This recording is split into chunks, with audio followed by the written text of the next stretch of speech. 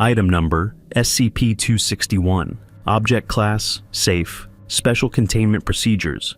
Any access to SCP-261 must be approved by staff with Level 2 security clearance or higher. Any and all items dispensed by SCP-261 must be recorded, along with the amount of money entered and the amount of time elapsed between uses. Currently, SCP-261 may be used only 10 times in a 24-hour period, with no transaction exceeding the equivalent of 500 Japanese yen. Testing approved by Site Command is not under these restrictions. Items dispensed by SCP-261 should be reviewed by Site health and safety officials before consumption. Failure to do so releases the Foundation from any obligation regarding negative effects. Items deemed dangerous or useful to research will be confiscated by Site security, with financial compensation provided in proportion to money spent. Description: SCP-261 appears to be a large black vending machine with no front glass panel and a small keypad on the right side. SCP-261 was recovered in Yokohama, Japan. SCP-261 was brought to the Foundation's attention after investigation of an urban legend about a magic vending machine that was circulating on the internet. SCP-261 was found in a back alley behind a large shopping center with a handwritten sign saying "out of order" in Japanese taped to it. SCP-261 has no marks or identification of any kind, and no locals remember when or how it came to be in its current location. Internally, SCP-261 appears to be a basic vending machine equipped to vend food and beverage items.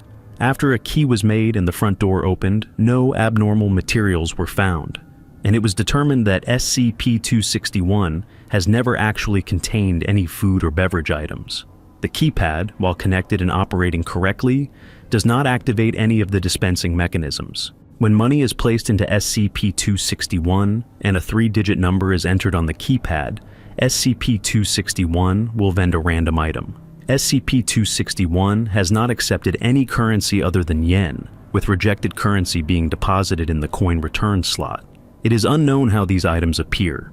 However, SCP-261 will not operate when the door is open, or when recording devices are placed inside. The number entered on the keypad has no effect on the item vended, nor has any pattern been detected. Items are always some form of snack food, and typically have bright, attention-grabbing packaging. SCP-261 is capable of operating with no external power supply, but operation in this state will cause unstable vending to occur much more quickly than normal. If SCP-261 is used several times in a short period of time, and/or large amounts of money are entered before an item is vended, SCP-261 will start to dispense bizarre items. While still food, their suitability for human consumption is often non-existent.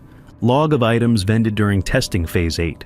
800 yen entered for each item, items being dispensed every 2 minutes. SCP-261 is attached to power. Coke Zero, a can of Diet Coke, packaging in English. Cheetos, a small bag of Cheetos snack food, packaging in English. Black, a single pack of caffeinated chewing gum, packaging in Japanese. Yan, a single yan cone with peach dipping frosting, packaging in Japanese. The Meiji Seika Company does not produce this flavor. Pepsi, Dragon Twist, a can of Pepsi Cola with a trace of fruit flavor, packaging in English. Flavor identified as Dragon Fruit. PepsiCo does not produce this product. Dark Side Cola, a can with clear plastic sides, packaging in Japanese. Liquid inside is clear. When opened, liquid appears to react to the air and changes to dark black over a period of several seconds. The black coloration looks like billowing smoke and cannot be reversed. Liquid's taste described as cola with something spicy in it. The Little Bakery, 7 grain. A small tube the size of a candy bar with a green button made of aluminum, packaging in English. When the top is twisted off, a mass of dough is extruded. Dough contains several enzymes and bacteria that have not yet been identified. On contact with air, these cause the dough to rise and bake, killing the microbes in the process. Produces a small round loaf of bread weighing 250 grams. Taste described as good but chewy. Lemon clams. Thick plastic baggie with a plastic tube on the side, containing water and 12 clams, packaging in Dutch. Following on-package instructions, the plastic tube was cracked like a glow stick. Liquid in the bag flashed to steam, venting from a hole that popped open in the top of the bag, slightly burning one researcher. Steaming finished after 38 seconds, after which clams were found to be fully cooked and infused with a mild lemon flavor. On investigation, clams match no recorded species. Diet Ghost, a can containing an instance of SCP-2107. Packaging was in English. Testing done on this instance provided similar results to other contained instances of SCP-2107. This marks the first time SCP-261 has vended another SCP object. Unknown.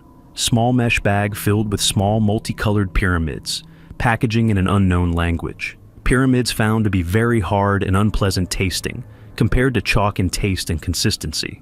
When placed in hot water, pyramids open and produce strings that quickly dissolve, coloring the water the same shade as the pyramid. Water had no additional taste, but testing revealed a sharp increase in mineral, carbohydrate, and protein content, with several minerals unidentified at the present time.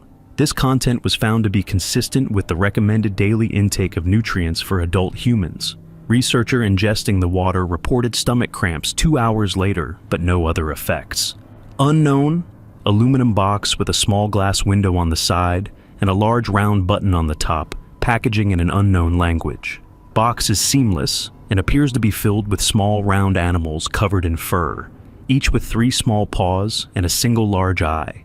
Pressing the button causes the inside of the box to rapidly become superheated, cooking the small animals alive. Muffled noises and scratching were heard for several seconds during the cooking process.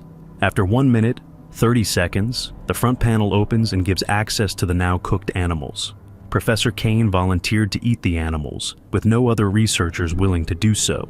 Taste described as crunchy and very spicy, with a small hint of beef. Unknown. Tall, thin aluminum can, packaging in an unknown language. Opening the can caused a chemical reaction with the liquid inside the can. Liquid was apparently not intended for an oxygenated atmosphere and detonated violently, causing several injuries and killing 2 researchers. Testing discontinued and area cleared. Testing area observed to smell like citrus for several days. Note: subsequent testing recorded in Experiment Log 261, Add D,